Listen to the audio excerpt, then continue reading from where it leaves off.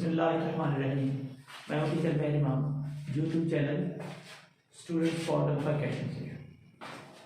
आज हम chemistry 10th class chapter number 10 acid base और टॉपिक है ब्राउनस्टेड एंड लॉरी कॉन्सेप्ट, ये डिस्कस करेंगे। तो 1923 में ब्राउनस्टेड और लोरे ने प्रोटॉन ट्रांसफर की बुनियाद पर 1923 में लोरे और ब्राउनस्टेड ने प्रोटॉन ट्रांसफर की बुनियाद पर अपना एसिड और बेस का जो है वो कॉन्सेप्ट पेश किया इंडिपेंडेंटली। जो ब्राउनस्टेड था ये डेनिश केमिस्ट था और जो लोरे था ये इंग्लिश केमिस्ट था। इन्होंने एसिड बेस कॉन्सेप्ट पेश किया।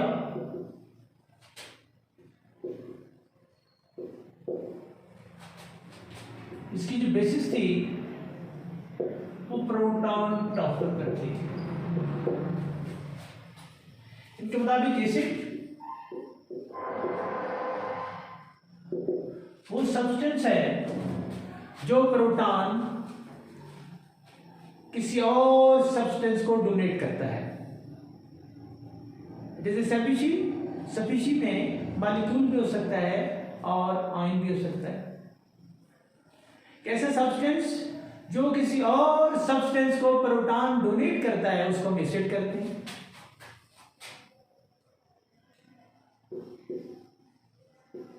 Donate a proton to another substance.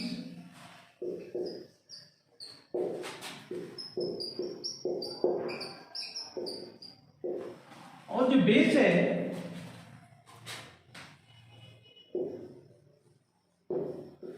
एक सब्सटेंस है which accepts a proton from another substance। 1923 में ब्राउनस्टेड और लोरे ने प्रोटॉन ट्रांसफर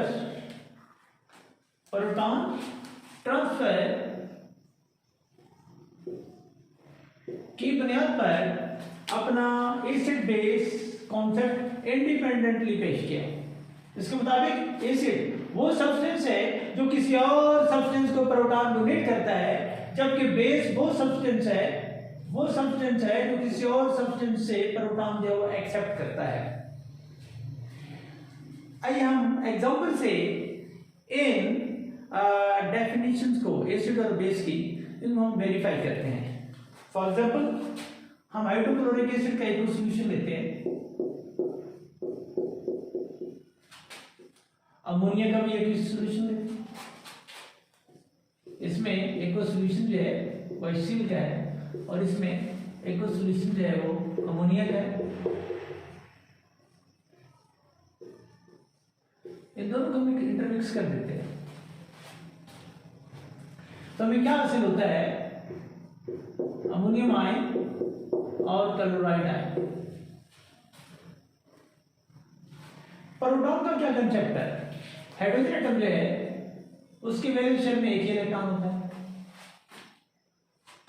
जब हम इस इलेक्ट्रॉन को रिमूव करते हैं तो हाइड्रोजन एटम जो है वो उसका वैलेंस शेल खाली हो जाता है और हाइड्रोजन आयन की शक्ल में यानी प्रोटॉन में चेंज हो जाता है। अब ये जो प्रोटॉन है ये हाइड्रोजन एटम जिसकी वैलेंस शेल से प्रोटॉन को निकाल दिया गया है, अब इसका वैलेंस शेल जो है 2 इलेक्ट्रॉन एक्सेप्ट करने की सलाहियत रखता है। यानी अपना डबलेट कंप्लीट करने के लिए ये क्या करता है, 2 इलेक्ट्रॉन को जो है वो एक्सेप्ट कर सकता है। इसलिए जब हम हाइड्रोक्लोरिक एसिड का एक्वस सॉल्यूशन लेते हैं ये हाइड्रोजन आयन में और क्लोराइड आयन में डिसोसिएट हो जाता है। अब ये जो हाइड्रोजन आयन है, ये प्रोटॉन है, इसने क्या करना है, अपना डबलेट कंप्लीट करने के लिए ये अमोनिया के साथ रिएक्ट करता है। अमोनिया की जो नाइट्रोजन है उसके पास क्या मौजूद है, लोन पर इलेक्ट्रॉन मौजूद है। इसका मतलब क्या हुआ कि HCl हाइड्रोक्लोरिक एसिड और अमोनिया इनकी इको सॉल्यूशन जब आपस में रिएक्ट करते हैं तो क्या बनाते हैं, अमोनियम आयन बनाते हैं और क्लोराइड आयन बनाते हैं। इस सूरत में हाइड्रोक्लोरिक एसिड क्या है, ये प्रोटॉन को क्या करता है, डोनेट करता है। इसलिए ये क्या है, ये एसिड है। और अमोनिया का जो इको सॉल्यूशन है जो प्रोटॉन को क्या करता है, एक्सेप्ट करता है, इसलिए ये बेस कहलाता है। तो हमने डिफाइन किया गया था, ऐसे किया था एसिड को कि वो सब्सटेंस जो किसी और सब्सटेंस को प्रोटॉन डोनेट करता है क्या कहलाता है, एसिड कहलाता है। और वो सब्सटेंस जो किसी और सब्सटेंस से प्रोटॉन को एक्सेप्ट करता है क्या कहलाता है, वो बेस कहलाता है। तो हम लिखेंगे reaction between hydrochloric acid, aqueous solution of hydrochloric acid and ammonia. ये आपस में रिएक्ट करते हैं, अमोनियम आयन और क्लोराइड आयन बनाते हैं। इस रिएक्शन में चूंकि हाइड्रोक्लोरिक एसिड जो है वो प्रोटॉन देता है, इसलिए जो एसिड के तौर पर जो एक्ट करता है, और अमोनियम प्रोटॉन को कबूल करता है, इसलिए वो बेस के तौर पर एक्ट करता है। Another reaction,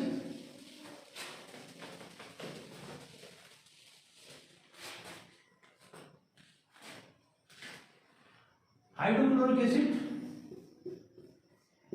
और वाटर को आप आपस में रिएक्ट करवाते हैं तो हमें हाइड्रोक्सोनियम आयन और क्लोराइड आयन जो हासिल होते हैं। हाइड्रोक्लोरिक एसिड और वाटर को आपस में रिएक्ट करवाते हैं, मिक्स करते हैं, तो हमें हाइड्रोनियम आयन और क्लोराइड आयन जो हासिल होते हैं। ये एक रिवर्सिबल रिएक्शन है। रिवर्सिबल रिएक्शन वो रिएक्शन होता है जो फॉरवर्ड डायरेक्शन में प्रोसीड करता है और रिवर्स डायरेक्शन में भी प्रोसीड करता है। एक रिवर्सिबल रिएक्शन है। फॉरवर्ड रिएक्शन में ये क्या है, हाइड्रोक्लोरिक एसिड प्रोटॉन देता है, इसलिए ये एसिड है। और वाटर जो है ये प्रोटॉन को एक्सेप्ट करती है, ये क्या है, ये बेस है। रिवर्स रिएक्शन में क्या है, ये हाइड्रोनियम आयन, हाइड्रोक्सोनियम आयन भी इसको कहते हैं, ये क्या करता है, प्रोटॉन देता है, इसलिए ये डोनेट करता है प्रोटॉन, ये एसिड। और ये प्रोटॉन को क्या करता है, एक्सेप्ट करता है, ये क्या है, ये बेस है। लेकिन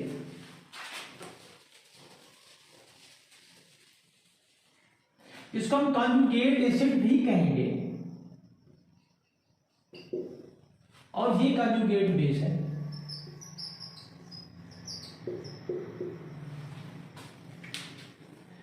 hydrochloric acid react with water to form hydronium ion and chloride ion. It is a reversible reaction. In the forward reaction, hydrochloric acid donate a proton to water. So hydrochloric acid act as a acid, and water accepts its proton. So water act as a base. In the reverse reaction, hydronium ion can donate a proton to chloride ion. So hydronium ion act as conjugate acid, and chloride ion act as conjugate base. What is mean by conjugate? Join together as a pair. Conjugate का मतलब क्या होता है?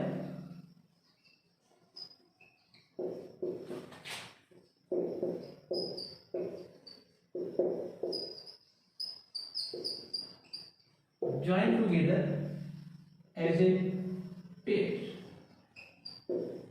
इकट्ठे होना, conjugate का मतलब join together as a pair. इसका मतलब क्या है कि हर एसिड जो होता है वो कॉन्जुगेट बेस पैदा करता है, और हर बेस जो होता है प्रोटॉन कबूल करने के बाद, एक्सेप्ट करने के बाद वो कॉन्जुगेट एसिड में चेंज हो जाता है। तो कॉन्जुगेट एसिड को हम डिफाइन करेंगे,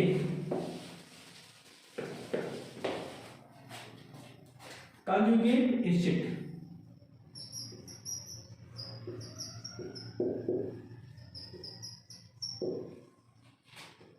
when base accepts a proton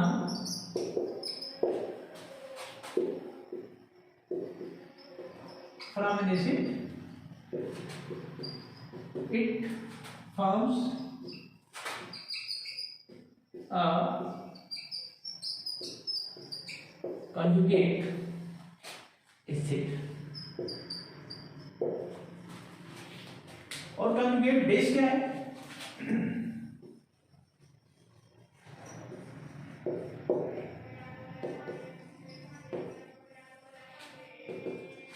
जब कोई एसिड जो है वो प्रोटॉन डोनेट करता है तो ये जो स्पीशीज बच जाती है ये कॉन्जुगेट बेस कहलाती है। When an acid जैसे donates a proton,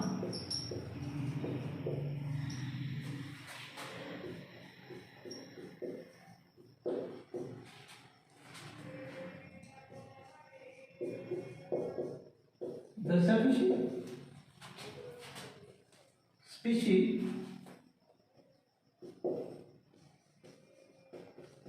which remains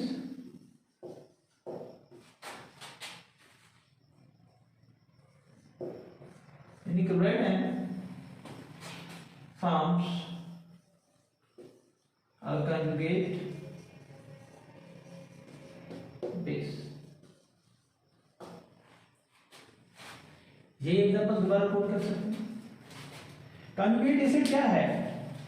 जब कोई बेस किसी एसिड से प्रोटॉन कबूल करती है, एक्सेप्ट करती है, तो वो कॉन्जुगेट एसिड में जो है वो चेंज हो जाती है।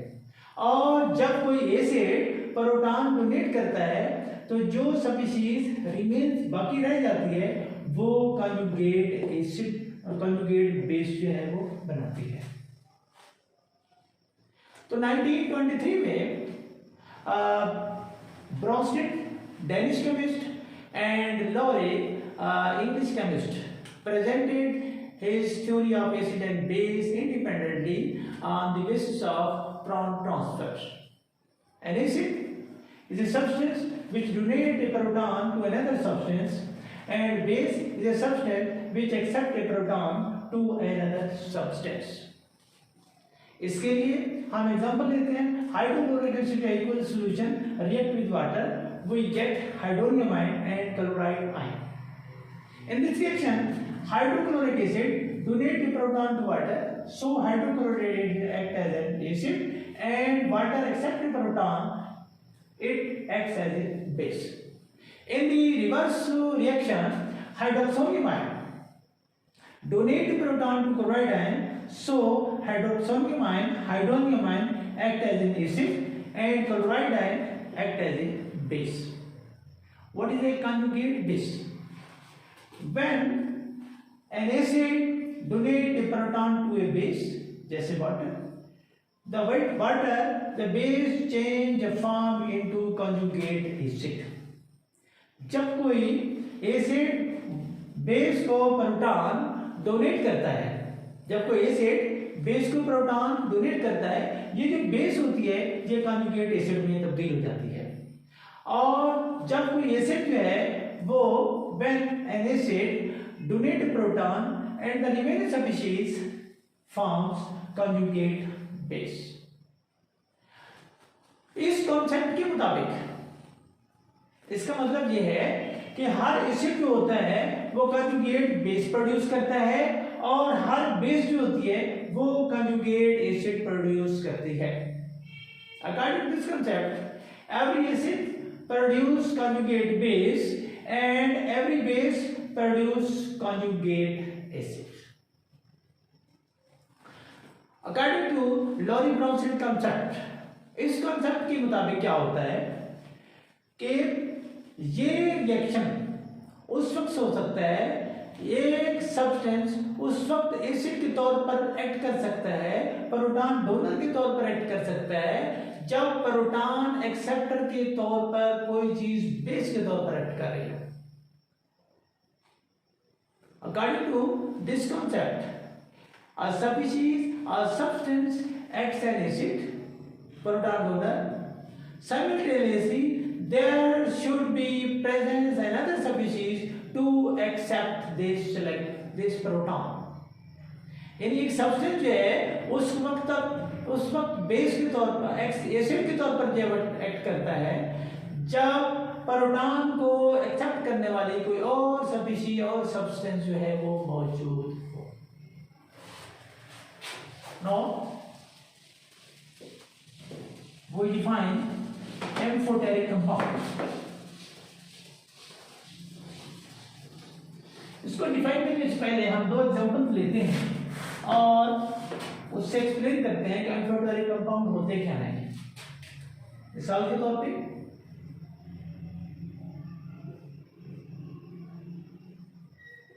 HCl react with water, hydronium ion और क्लोराइड।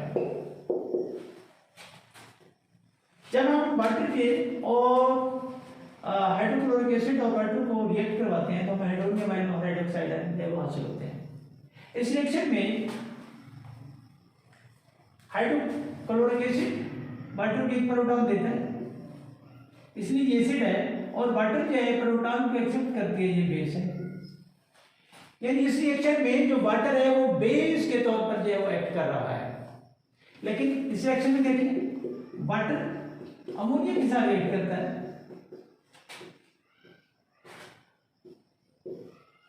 अब वाटर जो है अमोनिया को एक प्रोटॉन डोनेट कर रहा है।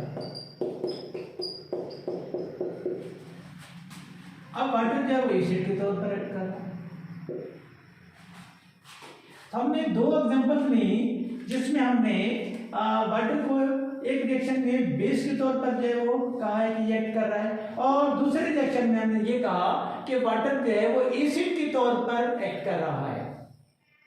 तो हम यहां से ये कंक्लूजन ड्रॉ करते हैं कि ऐसा सब्सटेंस जो एसिड के तौर पर भी एक्ट करे और बेस के तौर पर भी एक्ट करे क्या कहलाता है? एम्फोटेरिक कंपाउंड कहलाता है।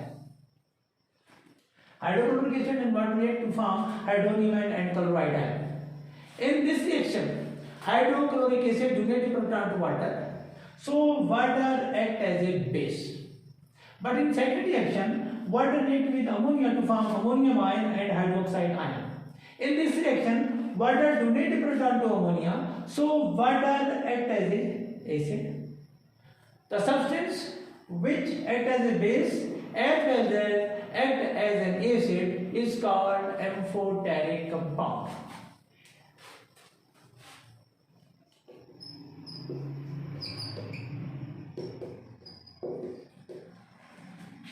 Substance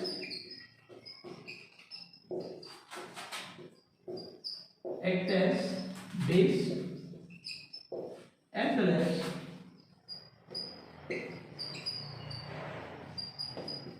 act as an acid is called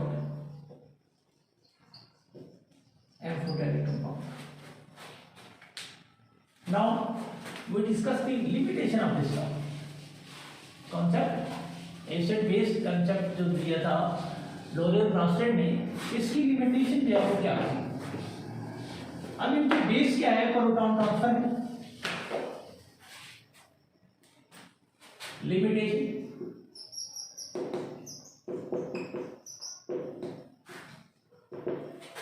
हमारे पास दो कंपाउंड है, सल्फर डाइऑक्साइड और कैल्शियम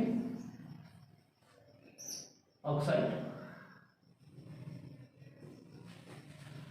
अब ये एसिडिक नेचर रखता है, ये बेसिक नेचर रखता है, लेकिन लॉरी ब्राउन कंसेप्ट के मुताबिक ये प्रोटॉन डोनेट नहीं कर सकता, क्योंकि इसके अंदर प्रोटॉन मौजूद है ही नहीं। अब कैल्शियम ऑक्साइड जो है ये बेस के तौर पर एक्ट करता है, बट ये प्रोटॉन को एक्सेप्ट नहीं कर सकता। यानी दो हमारे पास ऐसे कंपाउंड है, sulphur dioxide it act as an acid but it can not donate a proton. Sulphur dioxide acts as an acid but it cannot donate a proton, while calcium dioxide acts as a base but it cannot accept a proton. These were the limitation of Lorentz concept. तो इस वजह से हमें जो है third जो है acid base concept जो है उसकी जरूरत थी।